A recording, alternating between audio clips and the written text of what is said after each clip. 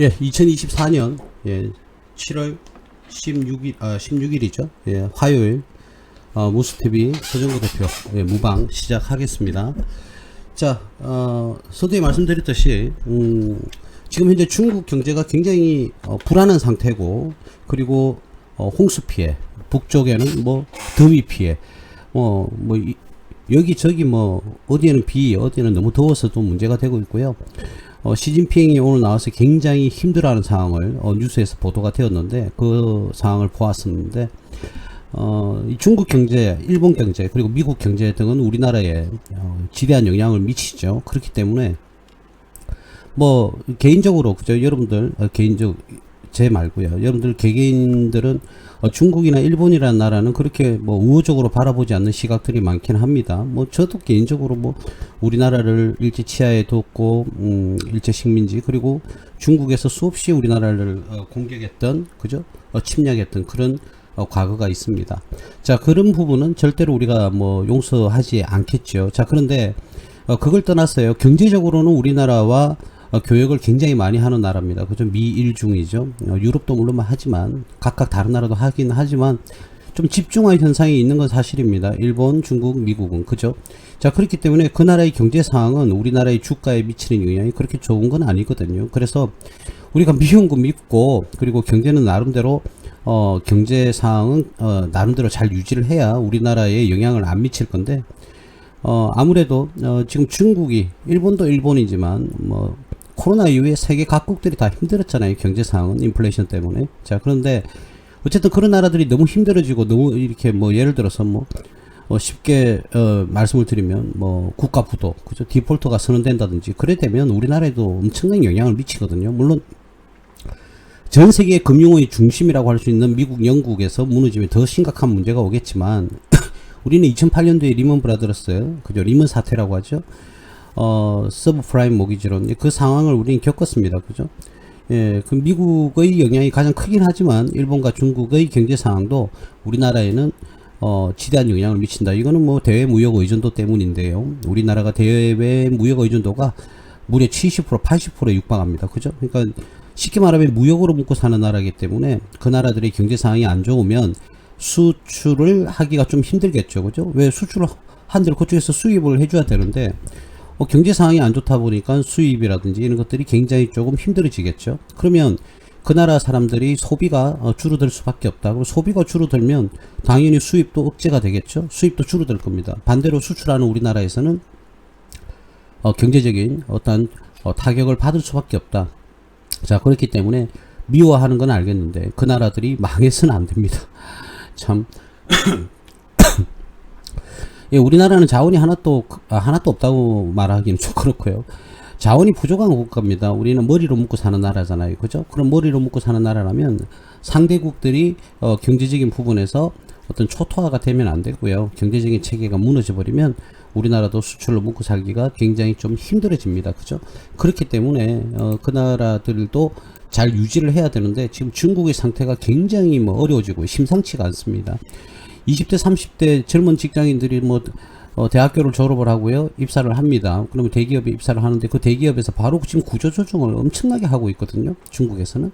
자, 그래서 하루아침에 실업자가 되는 20, 30대의 대학을 졸업했던 그런 인력들이 굉장히 지금 고난에 빠져 있고, 또 중국은 우리나라가 물론 세계 2위로 저출산국이지만 중국도요, 출산율이 어마어마하게 떨어져 버렸죠. 예전에 그 인구 상승 문제로 인구 출산을 어떻게 통제를 했던 그런 시절도 있었습니다만, 이제 중국도 점차적으로 지금 인구가 소멸하고 있다. 소멸 한다기보다는 감소 속도가 너무너무 빠릅니다.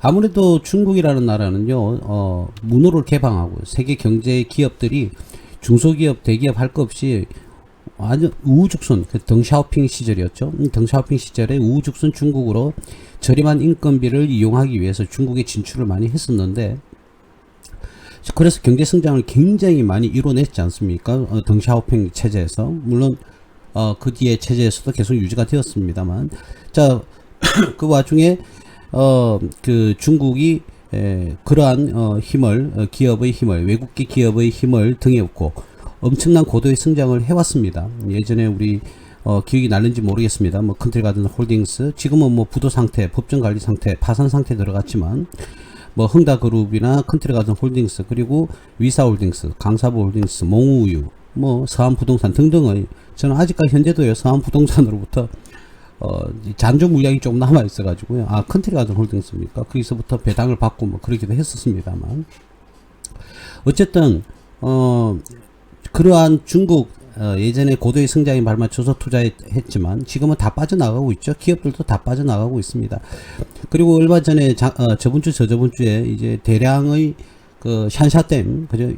샨샤댐의 위험 수위가 올라서 결국은 방류를 하는 그런 결과를 보여줬는데 홍수로서 이만저만 피해가 극심한 게 아니다. 엄청나게 지금 문제가 심각하게 되고 있는데 중국이라는 나라는 공산주의 국가입니다. 그래서 언론은 통제를 하면서 그 언론은 많은 동영상들을 삭제를 하면서 그래서 통제를 하고 있잖아요. 그죠? 뭐 자기들은 아니라고 그러는데 그거는 누가 봐도 통제를 하고 있다는 사실이 명백히 드러나는 그런 내용들이 너무 많습니다. 그래서 언론을 통제하고 함으로써 많은 중국 내의 문제를 그죠? 감추려고 하는 그죠? 어떠한 뭐 재해로 인해서 사망자 수가 나오더라도 그걸 또 축소해서 보도를 하고 그렇습니다. 공산당이 그 지배하고 있는 나라 공산국가들은 항상 그렇습니다. 예, 그래서 공산주의 국가의 리스크라는 게 있죠. 뭐 우리나라가 진출해서 코로나 때 굉장히 전 세계적으로 힘들 때 우리나라 기업을 협박했던 베트남도 빠질 수는 없죠. 베트남도 그렇고 북한은 말할 필요도 없고요. 예, 그래서 그런 공산주의 국가 리스크들이 항상 존재한다.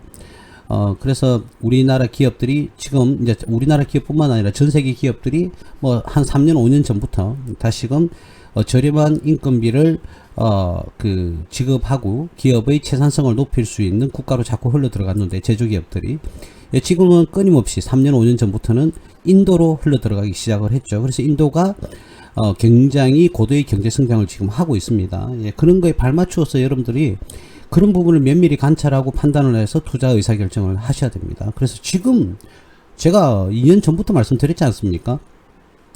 지금 중국 관련 기업, 우리나라의 코스피 코스닥에 상장되어 있는 중국 기업들도 있거든요. 자, 그런 중국과 관련되어 있는 화폐, 위안화라든지, 그런 중국과 관련되어 있는 기업, 채권, 그런 것에는 절대로 뭐, 부동산은 뭐, 어차피 중국은, 국가가, 토지를 다 장악하고 있으니까, 그죠?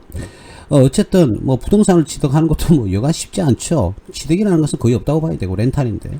어쨌든, 그런 중국이 지금 경제 체제가 어마어마하게 무너지고 있다. 가파른 속도로 무너지고 있는데 그걸 뭐 언론에서는 보도가 되지 않았는데 오늘 드디어 일부 이제 보도가 되기 시작하더라고요. 예, 그것은 벌써 최소한 3년 전부터 2, 3년 전부터는 그것이 대두가 되었다. 흥다그룹의 부도가 터지면서 이제 이 흥다그룹은 중국에서 3위권 안에 들어가는 건설기업이지 않습니까? 자, 근데 그러면 그런 건설기업 작년에는 컨트리가든 홀딩스가 또 무너졌어요. 그러니까 메디권 내에 들어가는 상위권에 들어가는 그런 거대한 건설회사들이 무너지면 누가 또 무너집니까? 그게 끝이 아닙니다. PF 대출 등을 하면서 결국은 은행으로서 융자받은 자금으로 건설 행위를 해 나가고 분양이라든지 각각의 수익권을 확보함으로써 그 PF 대출을 상환을 하고 뭐 이런 절차를 거쳐가야 되는데 그런 건설업체들이 무너지기 시작하니까 어떻게 됩니까? 은행에서도 은행들도 어떻게 해요? 그 어마어마한 돈을 대출해줬던 은행들도 지금 위기에 봉착을 했다. 자, 그리고 건물이 올라가다가 붕괴가 되고, 저번에 저번에 우리가 동영상을 한번, 여러분들이 확인을 할 수가 있는데요. 확인을 한번 해보시면요. 통째로 건물을 무너뜨리는, 그죠? 뭐, 완공이 될 수가 없으니까 무너뜨리는 그런 모습들도 뉴스 언론 매체들을 통해서 우리가 보도가 되었던 적이 있습니다. 그래서 중국의 상황은 지금 또 대만과의 전쟁도 뭐 준비하려고 했고 지금도 하고 있을 거고 그죠? 미국 펜타곤 외무성입니까? 펜타곤인지 외무성인지는 잘 모르겠습니다만은 거기서 발표된 자료에 의하면 2027년이 피크 타임이 될 것이다. 그 전후에 중국이 그 대만을 침공할 가능성이 굉장히 높다 이렇게 얘기를 했는데 이번 사례를 봐서 알 수 있습니다. 결국은 중국은 샨샤댐 중국 동부 쪽에 중앙에서 동부 쪽에 위치한 그 댐이 어마어마한 물을 이렇게 댐에서 적재를 하고 있어요. 근데 그게 방류가 돼 버리면 그냥 조금씩 방류를 해야 되죠. 위험 수위에 오를 때 그죠? 오르면 그 넘쳐 흐르거나 터져버릴 수도 있으니까 댐이 자 그렇기 때문에 이제 방류를 하고 있습니다만 그 사실을 우리가 이번에 저번 주 저저번 주에 목격을 했단 말이에요. 말들은 많았지만 실제로 목격을 했다는 거죠. 그래서 굉장히 위험하다 이렇게 이야기들이 나왔는데, 그럼 대만은 어떻게 할까요? 침공하는 순간 무려 뭐 몇백 발에 해당하는 미사일들을 샨샤댐을 공격한다고 조준하고 있다고 그러죠. 그거 조준하면 중국의 동부가 거의 마비 상태가 되죠. 하루하고 반나절 정도, 뭐 한 36시간이 지나면 중국의 동부일 때는 물에 침수가 되어서 움직이는 것조차 힘들 거다 이렇게 얘기들이 나오고 있지 않습니까? 근데 이번 사태를 보니까 충분히 그럴 가능성이, 그 근거가 있는 말이더라는 사실을 세계 많은 사람, 그리고 우리 그 동영상을 본 사람들은 다 인지를 했을 겁니다. 그래서 중국은 가히 뭐 공이 대만을 침공하는 것도, 대만을 침공해서 대만이 중국 땅에 편속이 돼버리면 그 중국과 대만, 그죠? 우리나라 제주도처럼 이 대륙과 약간 떨어진 섬나라 대만인데, 그 사이의 공간을, 해역은 자기들이 그냥 점령을 해버리겠죠. 그래 되면 그가 중국 땅이 되면, 그죠? 예, 그런 문제가 있다. 그러면은 해외 교역에 이제 상선이라든지 많은 배들이 오고 갈 때 굉장히 심각한 문제가 되겠죠. 그래서 미국이, 물론 다른 이유도 있습니다만 그 중에 하나의 이유가, 그런 해역을 막을 것은 분명하니까 미국도 적극적으로 개입을 하는, 현재까지는 그런 모습을 보이고 있습니다. 물론 뭐 올해 11월 5일입니까? 트럼프가 당선될 확률이 좀 높긴 한데, 트럼프는 자국 본위 위주의 그 정치를 한다 이 말이죠. 그러니까 자국에, 즉 미국이죠. 미국 자체에 도움이 되는 행동 외에 손해를 보는 개념에서는 절대로 뭐 적극적으로 나서지 않는 그런 모습을 보여줬고, 공공연하게 이야기를 많이 하고 있죠. 물론 뭐 앞서 바이든 이전에 4년 동안 정권을 잡고, 이번에 만약에 정권을 잡게 되면 또 4년입니다. 4년이 지나면 또 다른 대통령이 나와서 반대가 되는 그런 정책을 펼치긴 할 겁니다만, 같은 공화당이라 하더라도, 뭐 당선되는 사람이 누군지 몰라도 트럼프와 똑같이 가지는 않을 겁니다. 일부 이제 트럼프가 너무 보수적으로 또 급격하게 미국 위주로 정책을 펼쳤다면 조금 완화되는 그런 모습을 보일 거고, 바이든과 같이 민주당이 미국 정권을 다음에, 이번에 말고 11월 5일이 아니고 4년 후에 정권을 2028년이 되겠죠. 5, 6, 7, 8, 그죠? 2028년에 민주당이 만약에 또 정권을 잡게 되면 완화 정책을 또 펼치지 않을까. 그래서 뭐 우리가 어떠한 결과가 나올지는 모르겠습니다만은 그때그때마다 적재적소에 우리가 대응을 잘해야 된다, 이런 말씀을 드려야 되겠고요.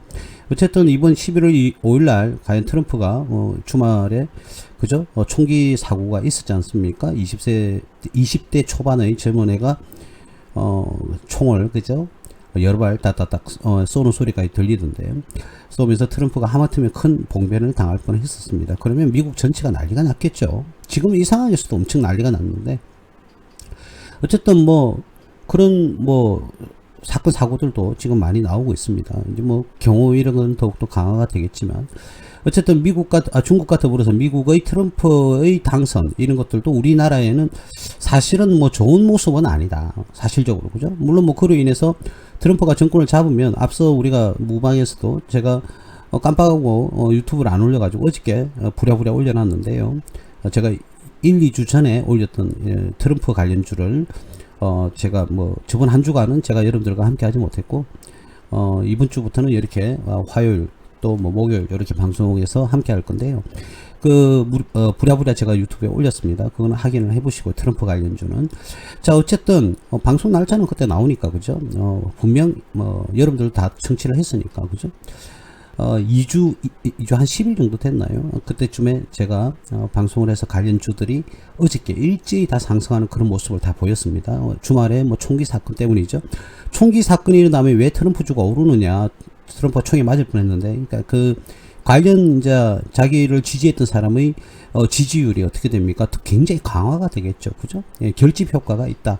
결집 효과가 때문에 지지율이 더 올라가고, 그런 상황을 보면은 선거 투표를 안 하던 사람들도 이제 투표장에 가겠죠, 그죠? 가서 한 표를 행사하는 그런 모습을 보일 가능성이 높다, 예, 이렇게 얘기를 하는 겁니다. 그래서 그러한 결집 효과 때문에 그렇게 상승을 할 수 있다, 예, 이렇게 말씀을 드리겠고요. 어쨌든 여러분들 관심을 가지고요, 미국의 미 대선에서 누가 대통령이 당선이 되는지도 여러분들이 유심히 지켜보셔야 되고요.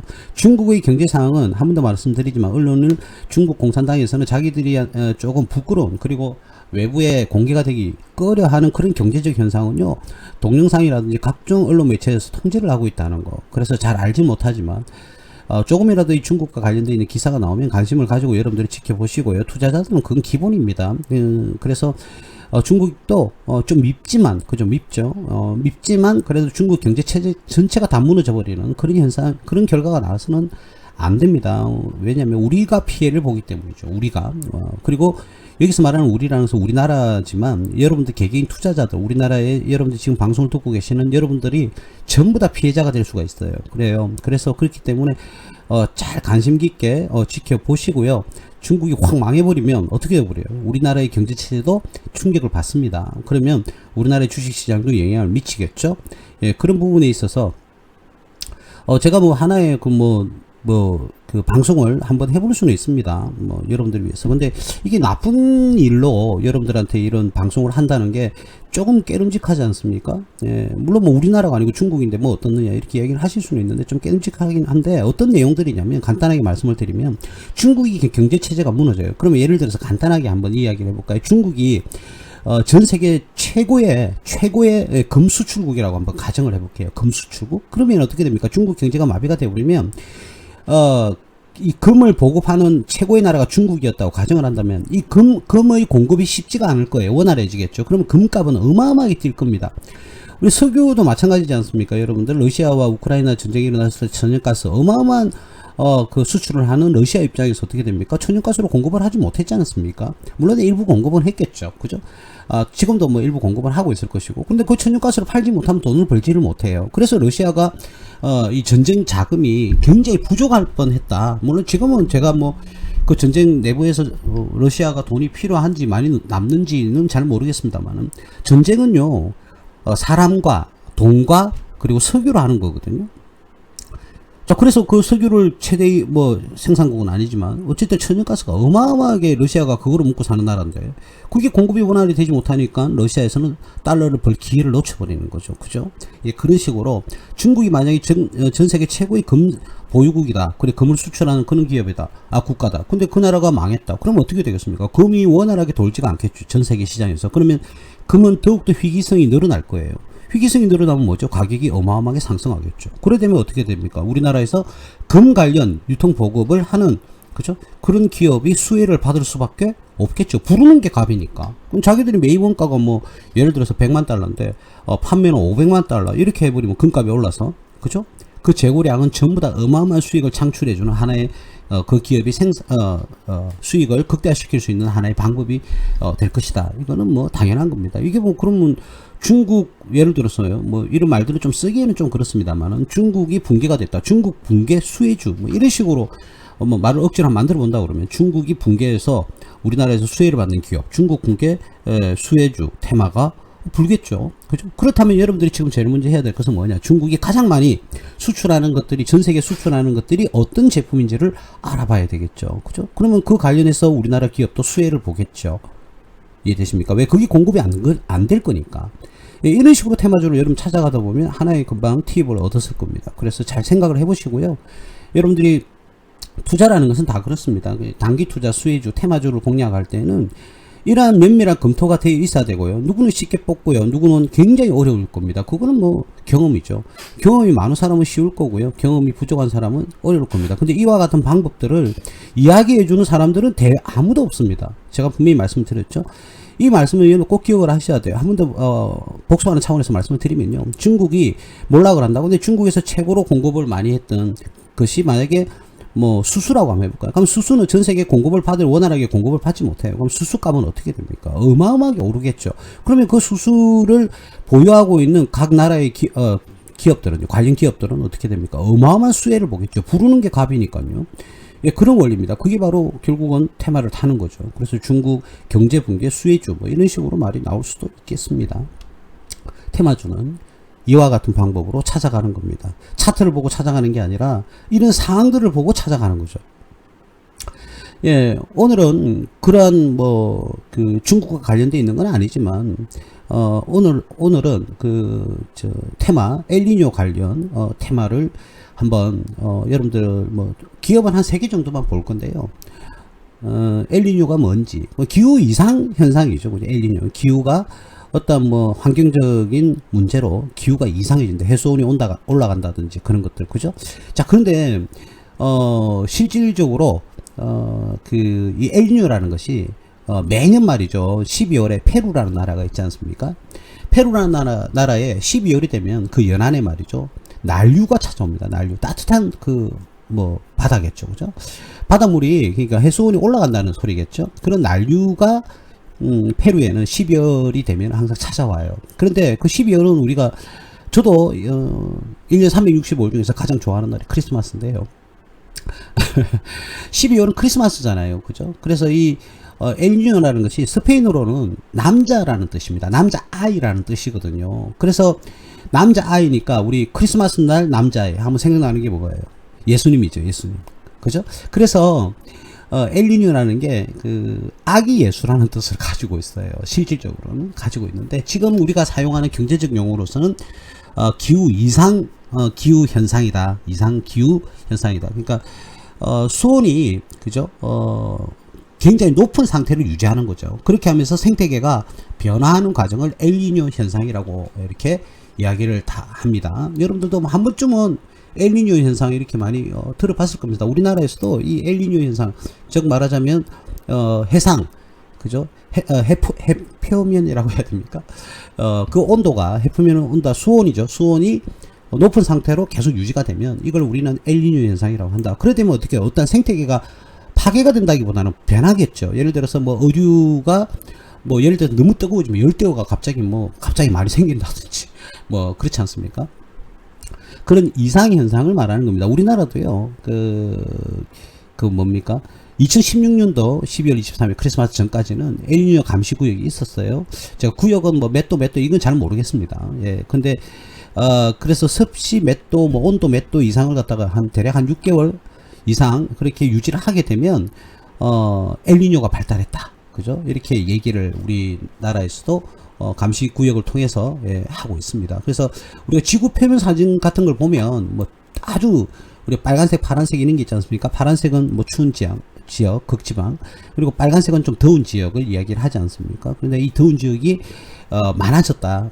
그래서 우리 전 세계, 우리 지구에 엘니뇨 현상이 이제 널리 분포가 되고 있다. 자, 그럼으로 인해서 생태계가 파괴가 되는 게 아니라 변화가 되고 있다. 그럼 변화되는 생태계에서 우리가 적응을 하면 좋은 건 좋은 건데 나쁜 현상이 일어나 버리면 그걸 갖다 미리 준비를 하고 방어를 해야 된다.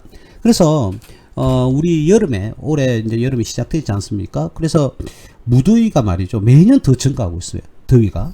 예, 그래서 제가 봤을 때는 가장 큰 이유는 당연히 여러분들 또 다 예상하시듯이 제조업, 그죠? 또는 환경 오염, 이런 것들, 그죠? 해수면이 올라간다? 그러면 아무래도 복사열도 마찬가지고요.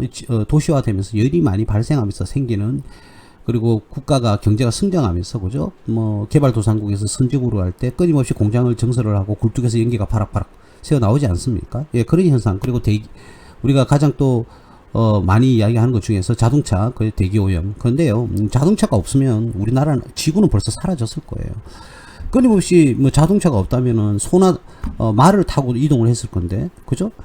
그 소나 말이 달려가거나 걸어가면서 그 길거리에 싸대는 그런 변을 얼마나 그게 질병을 많이 유발하고, 그죠? 환경오염 생태계를 많이 붕괴를 시킵니까? 물론 그로 인해서 그걸 처리하는 또 생물들이 나올 수는 있습니다만, 어쨌든 자동차는 대기오염의 심각한 원인이 되기도 하지만 오히려 그 자동차 때문에 대기오염이 덜하다 이런 말들이 더 많죠.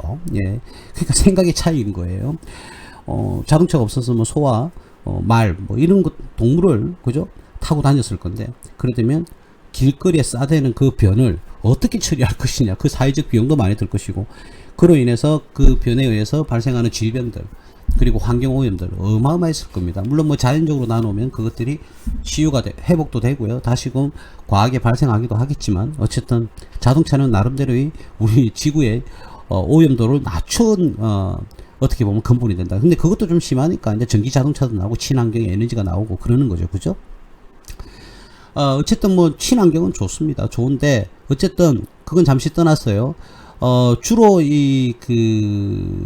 요즘은 말이죠. 동태평양인가요? 동태평양인지 남태평양인지 잘 모르겠습니다. 태평양 쪽에 수온이 평년보다 굉장히 높아져 가지고요, 엘니뇨 현상이 더욱더 두드러지게 나타날 것이다 라는 지금 우려감을 많이 가지고 있습니다. 그래서 이러한 해수 온난화 현상으로 인해서 이 각각의 나라들이 원자재 가격이라든지 또는 이에 따른 피해 및 수해로 인해서 관련한 그걸 복구해야 되니까 그죠? 그에 대한 관련주까지도 만들고 있다. 이렇게 얘기를 하고 있죠. 그래서 이 엘니뇨 현상은 대한민국뿐만 아니라 전 세계 경제에도 지대한 영향을 미치고 있고, 요즘은 아까 서두에도 좀 전에 제가 말씀드렸지만 이 폭염 일수가 굉장히 길어졌어요. 예전에는 뭐 한 달 정도 지나면 뭐 한 7, 8월에 뭐 한 뭐 일주일 정도는 더웠다. 그러면 이제는 10일, 그 다음에 이제 12일, 그 다음에 한 뭐 15일 이상 이 폭염의 상태로 유지가 된다. 이런 식으로 더위가 굉장히 기승을 부리고 있습니다. 그래서 이 냉방의 길거리 가다가 말이죠, 그런 열사병 때문에 쓰러지시기도 하고, 어르신들 같은 경우에는 좀 운명을 달리하는 말도 안 되는 그런 상황이 벌어지고 있지 않습니까? 그렇기 때문에 이게 대해서 여러분들도 개인적으로도 대비를 해야겠지만 국가 전체적으로 이를 방어하기 위한 절차를 가져야 된다. 그래서 이 엘니뇨는 가장 무서운 게 뭐냐면 지구 온난화 현상입니다. 온난화 현상으로 인해서 기상 이변이 발생하거든요. 어떤 때는 뭐 지금 북극에 남극에 뭐 뭡니까, 물이 얼음이 굉장히 많이 녹고 있다고 하잖아요. 그죠? 그러면 해수면이 또 차오르고요. 그리고 또 침수가 되는 나라, 그죠? 지금 말레이시아입니까? 말레이시아인가요? 인도네시아네요. 인도네시아의 수도가 자카르타에 있던 거예요. 이 자카르타의 해수면이 차올라가지고 어떻게 해요? 점점 침수가 되어서 결국은 인도네시아는 지금 수도를 옮기는, 이전하는 작업을 하고 있습니다. 실제로. 그러니까 그런 것들이 뭐 지구 온난화 현상 때문에 남극이나 북극의 얼음, 빙하가 녹아서, 그죠? 해수면이 점점 차오르는 그런 모습을 보여주고 있습니다. 자, 그래 되면 이러한 엘니뇨 현상의 지구 온난화 현상으로 농작물에도 굉장히 큰 피해를 주겠죠. 그죠? 기상 이변이 일어나니까 농작물을 키우는 그런 분들은 굉장히 힘들 거예요. 그리고 원자재 가격 인상이 굉장히 많아질 겁니다. 그죠? 그래서 결국은 이 엘니뇨 현상은 핵심은 뭐냐면 농작물 가격이 굉장히 많이 오를 수가 있고, 또는 원자재 가격이 어마어마하게 오를 수가 있다. 이렇게 생각을 하시면 되겠습니다. 원자재와 농작물 가격이 많이 오를 수 있다. 그래서 대표적으로는 종목이 뭐냐면요, 농작물 하면은 많습니다. 경농, 조비, 뭐 효성, OMB, 뭐 또는 뭐가 있습니까? 남해화학, 뭐 이런 회사들이 많거든요. 근데 아무래도 대표적으로 남해화학이 우리나라 이 주주가 농협이었던가요? 농협이 51% 이상 보유했던 걸로 알고 있는데 한번 볼까요? 아이고 어디 갔죠? 주주가 그죠, 농협 경제 지주가 51%가 아니라 56%입니다. 56%. 자사주는 3.48 정도. 이거 농협 경제 지주, 그러니까 지주회사가 설립한 기업입니다. 농협회사. 비료회사죠. 비료와 뭐 또 뭡니까? 비료와 또 하나 더 있었잖아요. 그죠? 유류 제품 뭐 이런 것들도 있고요. 반도체용 암모니아수 사업을 지금 추진 중에 있다. 그래서 남해학이 예전에는 온리 비료였는데 이제는 사업을 조금씩 더 다각화해서 수익성을 극대화시키기 위해서 노력을 하고 있죠. 바야흐로 재무제표를 안 보더라도 남해학은 가장 건전한, 농업주 중에서는 가장 건전한 회사 중에 하나였습니다. 2021년도 영업이익이 200억에서 2022년도에 600억으로 껑충 뛰어 올랐다가 작년에는 또 영업이익이 111억으로 내려갔다. 이 매출이 2022년도에 급등을 했죠. 근데 작년에는 또 매출이 원래 자리로 되돌아왔습니다. 그러면서 영업이익과 당기순이익이 하락하는 그런 모습을 보였습니다만, 이 남해화학은 탄탄대를 걷고 있는 그런 기업 중에 대표적인 기업이죠. 굉장히 탄탄합니다. 재무구조는. 이익의 어떤 포지션은 조금씩 줄거나 늘거나, 그거는 변화가 좀 있긴 합니다. 자, 그래서 작년에는 퍼가 30.72를 기록할 만큼 실적이 별로 좋지는 않았습니다만은 그래도 이익을 꾸준히 내고 있다. 그래서 지금 현재 퍼가 29.19고요. 업종 퍼가 지금 현재 여러분들이 화면에서 보시다시피 업종 퍼는 22.84인데 지금 대체적으로 조금 높은 그런 수준에 있죠. 자, 그럼 우리 이 남해학이라는 기업의 퍼를 낮추려 그러면 이익이 조금 더 극대화가 돼야 됩니다. 그죠? 이익이 극대화가 되면 이 퍼가 낮아지면서 저평가주로 들어갈 수 있겠죠. 그래서 제가 보는 견해는 지금 현재 이 수준이 말이죠. 높거나 낮거나 하기보다는 지금 주가의 수준은 거의 뭐 비슷하다. 자, 그런데 여기 한번 볼게요. 이 보면 올해 1, 4분기에는 이익이 굉장히 많이 났어요. 그죠? 작년 1년치보다 더 이익이 많이 났어요. 이유는 뭐냐면 계절적 특성이 있겠죠. 비료가 많이 우리 농작물을 갖다가 농사를 지을 때 비료가 필요한 기간이 있을 것이고 비료가 필요 없는 기간이 있을 거 아니에요. 그죠? 분기별 특성이 반드시 있다는 거죠. 자, 그런데 이 기업이 작년 3월 달에 비교를 한번 해보면요. 작년 3월 달에는 4,800억의 매출에서 영업이익이 19억이 있어요. 근데 올해는 매출은 떨어졌습니다만 영업이익은 더 증가하는 그런 모습을 보여주고 있어요. 당기순이익은 비교 자체가 안 됩니다. 그래서 제가 보는 관점은 작년 동기를 보면은 이 기업은 폭발적으로 어떻게 해요? 상승을 해야 되는 그런 모습을 보여주고 있는 거죠. 지금 현재는 그렇습니다. 근데 2, 4분기, 3, 4분기가 뭐 그렇게 좋다 안 좋다 이런 거는 알 수는 없는데 2, 4분기에 실질적으로 작년 같은 경우는 제일 큰 이익이 나왔어요. 4, 4분기에는 아무래도 영업손실, 겨울철이니까, 줄어들 가능성이 있는데, 그래서 1분기, 2, 4분기, 3, 4분기에서 이익을 다 내고요. 4, 4분기에서는 조금 조정을 받거든요. 이, 남해학 농업주는요. 자, 그래서 2, 4분기, 이 6월, 4, 5, 6에 가장 실적이 좋단 말이죠. 그러면, 그런데도 불구하고 올해는 1, 4분기 실적이 굉장히 좋아졌어요. 근데 이 실적을 계속 유지를 만약에 한다고 그러면은, 올해는 폭발적으로 주가가 저평가가 된다. 즉 말하자면, 지금 가격 자체가 너무 낮은 수준이 된다는 거죠. 기술적 분석에서도 자, 이 바닥권을 찍고요. 옆으로 지금 돌리고 있고 이평선을 다 수렴하고 있는 그런 상황입니다. 그래서 이 남해양 말고도요. 이 경농이라는 회사도 있고 조비도 있고 많아요. 이 경농이라는 회사도 볼까요? 자, 경농이라는 회사도요. 올해 1, 4분기에 벌써 이렇게 실적이 어마어마하게 나왔거든요. 지금 이렇게. 그러니까 작년 1년에 영업이익이 252억이었는데 올해 1, 4분기에 367억입니다. 그리고 당기순이익이 151억이고요. 올해 1, 4분기만 277억. 자, 근데 아까도 말했지만 분기별 특성이 있다고요. 이건 뚜렷하죠. 보세요. 작년에도 보세요. 1, 4분기와 2, 4분기는 이익을 잘 냈어요. 1, 4분기 때 실적이 크단 말이에요. 이해되시죠? 그럼 이렇게 보면은 3, 4분기, 4, 4분기에는 죽을 쓴단 말이에요. 이 회사는. 1, 4분기, 2, 4분기에서 이익을 다 내고 거의 1, 4분기 에서 이익을 다 내는데 작년하고 비교해보면 작년 1, 4분기와 올해 1, 4분기는 오히려 떨어지는 결과를 보이고 있잖아요. 당기순이익도 295억에서 277억. 작년보다 떨어졌어요. 같은 동년 동기에는. 자, 그러면 6월 달에는 조금 뭐 이익을 구현한다 하더라도 3월, 4월, 그러니까 작년하고 별 차이가 없다는 거예요. 매출이 어디 집중되어 있습니까? 여기 보세요. 작년에 1593억이 1, 4분기고요. 2, 4분기에는 1000억입니다. 3, 4분기, 4, 4분기에는 400대, 400억대. 굉장히 떨어집니다. 그래서 이거 하나만 틱 보고요. 와, 작년 1년보다 좋네? 들어가야 된다. 이렇게 판단해서는 안 된다. 이 말입니다. 예. 그러니까 오히려 작년 동년 동기보다는 떨어졌다. 계절별 특성이 있다. 이 농업주는. 자, 근데 남해학은 조금 전에 봤듯이 분기를 봐도 작년에는 1, 4분기가 적었는데 올해는 1, 4분기가 굉장히 좋아진 걸 볼 수가 있습니다. 자, 이런 상황을 보면 어떻게 됩니까? 또 동년 동기 대비해서도 월등하게 많잖아요. 그죠? 근데 1년치를 우리가 환산해서 봤어도 작년 1년치보다 올해 1, 4분기가 더 좋아요. 자, 그렇다면 이런 식으로 재무제표를 판단을 한다고 그러면 분석을 해보면 결국은 어떻죠? 지금은 경농보다는 남해학이 훨씬 더 저평가되어 있고 상승될 가능성은 현재까지 말입니다. 현재까지는 확률이 남해학이 훨씬 더 좋은 실적의 이 모멘텀을 가지고 있다. 이렇게 보셔야 됩니다. 그래서 제가 작년까지만 하더라도 경농, 재작년에도 경농 이런 얘기를 말씀드렸는데 올해는 제가 경농보다는 남해학을 여러분들에게 더 이 종목을 더 강조하는 그런 모습을 보여드리겠습니다. 남해학이 지금 현 상태로 재무제표 분석을 한다 그러면 경농보다는 남해학이 더 낫다 이렇게 말씀을 드릴 수 있겠고 주가 차트도 박스권 가다가 잠시 무너졌고요. 또 옆으로 또 박스권을 돌리고 있습니다. 그래서 더 이상 크게 완전히 와장창 무너지는 그런 모습은 보이기가 힘들다. 조금씩의 뭐 상승과 조금씩의 하락은 기록이 되겠죠.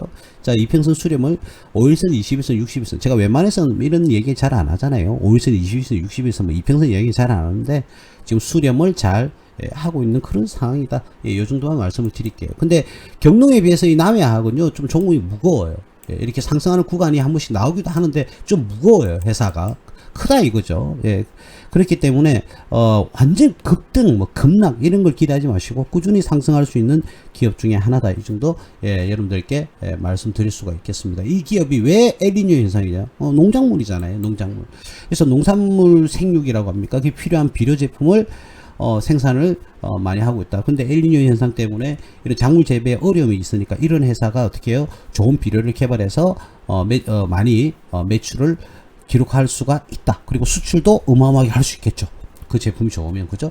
국내뿐만 아니라 국외에도 수출을 굉장히 잘 할 수 있는 그런 모습을 보일 가능성이 있다. 뭐 이 회사도 작년 같은 경우에는 배당금이 한 주당 60원 정도, 1% 정도 되겠네요. 그죠? 60원 정도를 지급을 했었어요. 지금 현재 52주 뭐 최고가는 뭐 9,360원 정도, 1년이니까, 그죠?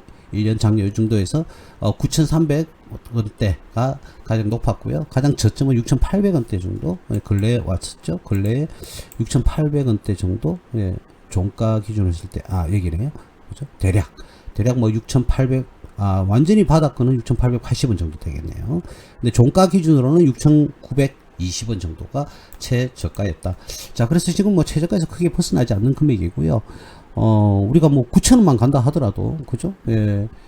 대략, 그죠? 대략 30% 수익은 충분히 기대할 수 있지 않을까. 작년보다는 실적이 현재까지는 환산했을 때 더 좋다. 이렇게 말씀을 드릴 수가 있겠습니다.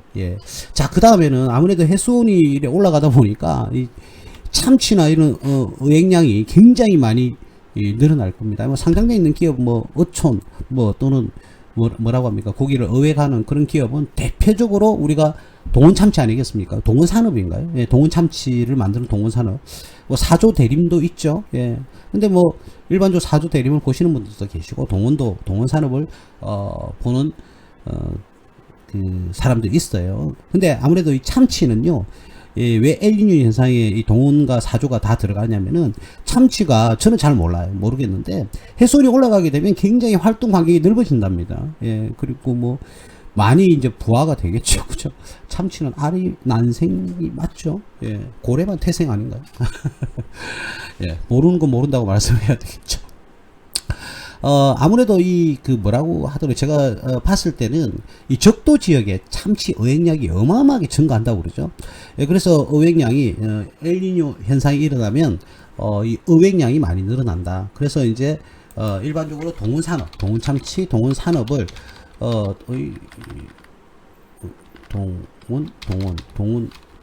동원산업, 동원산업.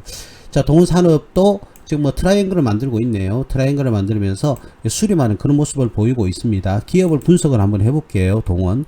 자, 작년에는 8조 9천억 정도를 매출을 했고 영업이익이 4,600억이고요. 당기순이익은 2,720억 정도를 실적을 기록을 했는데, 올해는 그보다 조금 더 상승하는, 그죠? 9조 4,200억을 매출할 것을 보고 있고요. 영업이익은 5,170억, 그리고 당기순이익은 3,200억, 올해보다는 더 상승할 것으로 이렇게 기대를 지금 현재 하고 있습니다. 뭐 분기별로는 이게 클릭이 분기별로는 실질적으로 보면 3월 달에 1,100억인데요. 작년 3월 달에도 1,173억, 거의 비슷하죠. 그죠? 근데 올해는 뒤로 가면 갈수록 4, 4분기에도 이익을 조금 많이 낼 것으로 생각하고, 3, 4분기에도 아무리 좀 날씨가 추워도 이제 이렇게 엘니뇨 현상 등을 통해서, 그죠? 또 상승을 할 수도 있겠습니다만, 이거는 회사 예상치일 뿐입니다. 예상치.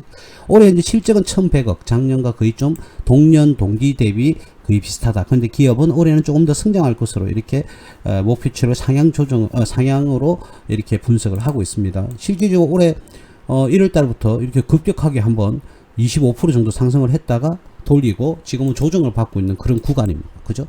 자, 앞으로 제가 봤을 때도 이 기업은 꼭 엘니뇨 현상이 아니더라도, 그죠? 아니더라도 우리가 주로 뭐 가을이나 겨울에는 조류독감이라든지 뭐 돼지 열병이라든지 각각 가축들을 그냥 폐사시키는 그런 질병 사태가 벌어지지 않습니까? 그래 되면 그때도요, 동원이나 사조가 이렇게 대체제라고 해야 됩니까? 대체제로서 주가가 테마를 타기도 합니다.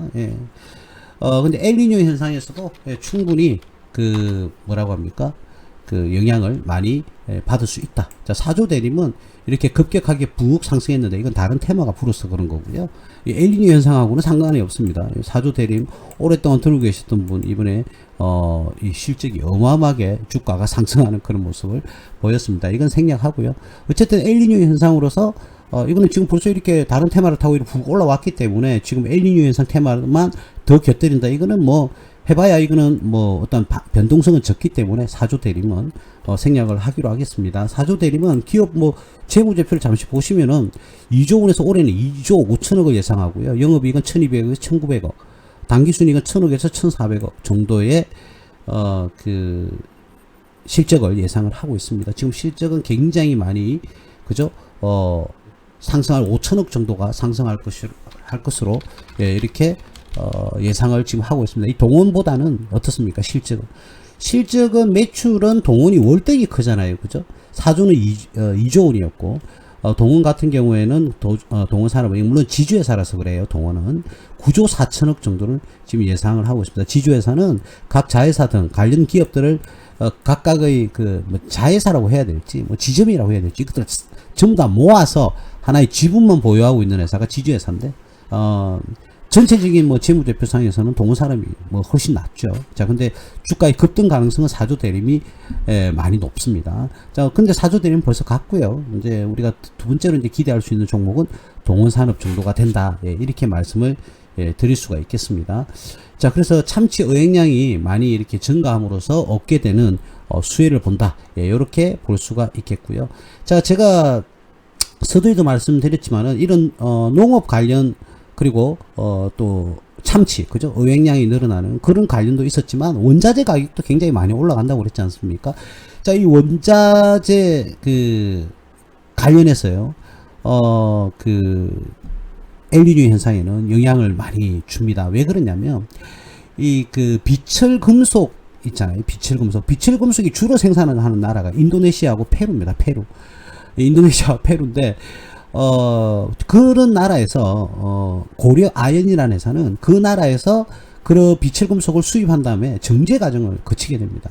예, 정제 과정을 거치게 되는데 엘니뇨의 경우에는 주민국들의 이러한 생산 환경 악화의 원인이 되기 때문에 비철 금속 가격이 굉장히 상승한단 말이에요. 생산하기가 쉽지가 않단 말이죠. 엘니뇨 현상 때문에. 그런데 우리나라에서 그런 비철 금속을 가공해서 생산하는 기업이 고려 아연이란 말이죠. 그래 되면 어떻게 됩니까? 우리나라는 현재 그런 생산 환경의 악화로 인해서 타격을 받고 충격을 받는 그 정도의 상황은 아니거든요. 그렇다 하더라도 우리나라에서 이 고려 아연이라는 회사는 그런 비철 금속을 수입을 한 다음에 정제를 합니다. 그죠? 정제 과정을 거쳐서 또 뭐 제품 관련돼 있는 제품을 생산하고 판매를 하는 그런 기업이기 때문에 이러한 원조 생산물이 인도네시아와 페루에서 그러한 나라에서 이 비철금속 원자재 등의 비철금속을 수입한 다음에 정제를 해서 판매를 한다. 그러니까 고려아연이 대체적으로 혜택을 수익을 많이 보는 그런 기업 중에 대표적인 기업이죠. 자, 근데 고려아연은 그렇지 않다 하더라도요, 철강이라든지 각각의 뭐 많은 제품을 만들고 있어요. 그 엄청나게 이 기업이 생산하고 있는 물품이 소소하게 들어가 보면 굉장히 많은데 여기 보면 뭐 고려아연이 매출액이 대략 올해는 한 10조 원, 드디어 10조 원대를 돌파하고요. 영업이익은 9,300억, 당기순이익은 6,700억으로서 작년보다는 더 좋아질 것으로 전망을 내놓고 있습니다. 퍼는 올해 연말 퍼는 17.36을 예상하는데 업종 퍼는 14.01이죠. 그죠? 그렇지만 아직도 지금 금액이 저평가되어 있는 수준은 아니다라는 정도를 아셔야 되겠고요. 이 주주를 보세요. 영풍이라는 그 기업이 25%를 지금 가지고 있고요. 국민연금관리공단 그리고 하나H H2 에너지 요한회사겠죠. 이게는 USA 코퍼레이션이네요. 그 다음에 이게 뭡니까? HMG 글로벌 LLC 그죠? 그리고 자사주도 있고요. 남은 뭐죠 이게 남은 이름이겠죠. 꼭 기업 이야기만 하다 보니까 우가 있으면 우순주로 읽습니다. 그죠? 남은우씨. 예, 그 가장 용풍이라는 기업이 가장 많이 보유를 하고 있고, 국민연금관리공단도 자그마치 7.57%를 유지를 하고 있다. 7.57%를 보유를 하고 있다. 예, 고려아연은 뭐, 사실은 뭐, 우리 개인 투자자들도 잘 알고 있는 그런 회사지 않습니까? 예, 그래서 여기 보시면, 아연과 연의 생산 및 판매를 주업종을 하지만, 기타 금, 은, 동, 황산 등은 아연과 연의 재련 과정에서 회수하는 유가금속과 부산물의 일종으로 생산하고 있다. 금속 제품 뭐 굉장히 많습니다. 제품의 종류가. 회사가 굉장히 뭐 큰 기업 중에 하나죠. 근데 우리가 좀 개인 투자자들이 좀 접근하기에는 쉽지 않아요. 그죠? 한 주당 지금 가격이 53만 3천 원입니다. 그죠? 큰 폭으로 뭐 상승한다는 것은 기대하기는 좀 쉽지는 않을 거고요. 탄탄한 기업을 내가 안정성 있게 투자를 하겠다 하면은 뭐 이런 종목을 매수를 해서 가져가는 그런 경향을 보이죠. 근데 지금 주가가 저평가가 되었다라고는 말씀을 드리기는 좀 곤란하다. 그래서 제가 보는 관점은 45만원에서 50만원 사이의 가격이 적정가가 아닐까 그런 생각이 듭니다. 그래서 지금 만약에 새로 내가 들어가 보겠다 하시는 분은 좀 자제를 하셔야 될 것 같고요. 조금 더 조정을 받고 떨어지면 그때 가서 한번 생각을 해보셔야 되겠고, 지금 가격은 적정 타임은 아니다라고 이렇게 말씀을 드릴 수가 있겠습니다. 근데 이 회사가 좋은 건 뭐죠? 예, 배당금이 원래 가격이 크니까요. 지금 시가가 53만 3천 원이잖아요. 그죠? 작년 같은 경우는 배당금을 한 주당 15,000원씩 지급을 했습니다. 100주 가지고 있는 사람 150만원 받았겠죠. 그죠? 근데 100주를 가지고 있으려면 주식 5,330만원 들고 있어야 됩니다. 그죠? 그러면 배당금 150만원. 그죠? 5억 3천을 들고 있으면 배당금 1,500만원. 예. 나름 시가 배당률이 대략 한 3% 정도 되기 때문에 나름 뭐 나쁘지는 않다. 예. 액면 배당 같으면 어마어마하게 많이 나오는 거고요. 시가 배당이 3% 정도다 하면 시가 배당이 3%라 그러면 진짜 많이 나오는 거거든요. 어마어마하게. 그래서 배당금에 대해서는 충분히 뭐라고 해야 될까? 배당주로서는 충분히 뭐 가치가 좀 있다, 이렇게 말씀을 드릴 수가 있겠습니다. 그런데 지금 친환경 에너지부터 시작을 해서 말이죠. 뭐라고 해야 되나? 뭐 태양광, 풍력광, 그리고 지금 원자력, 뭐 이런 것들이 이 환경 생태계를 보호하기 위해서 ESG라고 그러나요? 친환경 체제를 갖다 전 세계가 지금 관심을 가지고 있고 접근을 하고 있지 않습니까? 그렇기 때문에 이제는 조금 엘니뇨 현상, 엘니뇨 관련주가 좀 한 번 갔다라는 이야기가 나오기도 합니다, 사실은. 근데 이제 곧 또 여름이 왔으니까 또 엘니뇨 현상, 또 무더위, 폭염 이런 얘기들이 나오니까 또 엘니뇨라는 이야기들이 조금씩 또 방송 매체를 통해서 나오고 있어요. 그래서 너무 이 종목에 대해서 여러분들이 관심을 크게 가질 필요는 없을 것 같고요. 이 정도 있다. 그리고 뭐 혹시나 농업은 아까 우리 남해학 말했던 남해학 같은 경우에는 엘니뇨 현상을 떠나서 농업 관련 테마주로서도 테마를 타기 때문에, 그리고 회사 자체가 아까 보시면 농협에서 58%, 56%인가요? 하여튼 보유를 하고 있을 정도로 탄탄한 기업이다. 그리고 재무 상태도 깨끗하고 우리나라 최고의 비료를 생산하는 기업이고 수출도 많이 하고 있다. 그리고 새로운 제품 개발도 굉장히 적극적으로 R&D에는 연구 개발에 매진하고 있다. 자, 그래서 많이 좀 긍정적이기 때문에 엘니뇨 현상 아니더라도 남해학 정도는 농업 관련 테마주로서도 가치가 있다. 이 정도만 말씀을 드리겠습니다. 예. 오랜만에 또 이렇게 무방을 좀 했습니다. 예, 오늘 비가 아직도 주적주적 지역에 따라 다 내리고 있는데요. 예, 여러분들 비 피해 없으시길 바라고요. 또 이 너무 이렇게 비가 오면 날씨가 그죠? 온도차가 많이 빈번하게 일어나니까 건강 유의에도 잘 하시기를 바라는 마음으로요. 오늘 방송은 여기까지 하도록 하겠습니다. 예, 감사합니다. 무소TV 서정구 대표였습니다. 감사합니다.